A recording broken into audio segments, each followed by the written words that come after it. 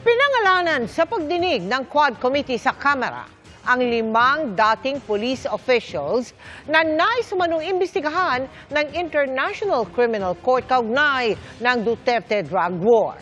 Nakatutok live si Mark Salazar. Mark?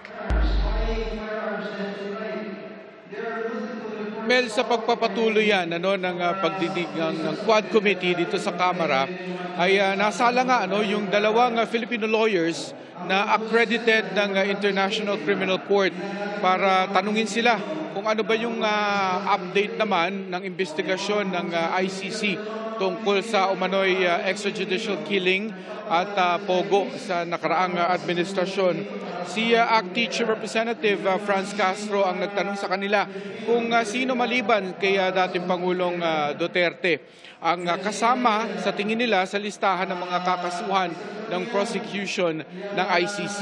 Narito yung parte ng pagtatanong na iyan sa Quad Committee kanina.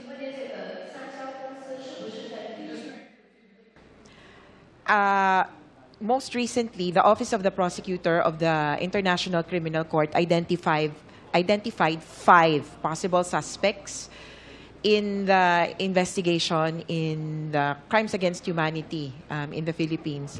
Foremost is former PNP Chief Bato de la Rosa, former PNP Chief Oscar Albayalde, Eliazar Mata, and 2 other names which escape me, Your Honor. Romeo Karamat, yes, Your Honor. The last name is Colonel Edilberto Leonardo. Sorry. So 2 of those who are named as suspects in the document, as of now, it's unverified. In fact, the ICC is looking at a variety of actors, even regional, provincial, and city-level directors in charge of coordinating operations on the ground.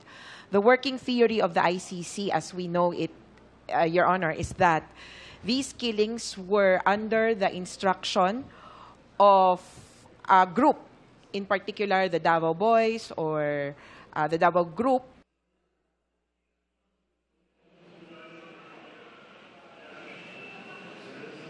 Halos buong maghapon na sumentro ang investigasyon sa umano'y extrajudicial killing, habang ngayon namang gabi ay nagpapatuloy pa, nakasentro naman sa Pogo ang investigasyon dito sa Quadcom sa Kamara. Kaya nakasalang dito ay maliban kay Tony Yang, na kapatid ni Michael Yang, na dating economic advisor ng dating Pangulong Duterte, nandito pa rin si Cassandra Ong at si Alice Go.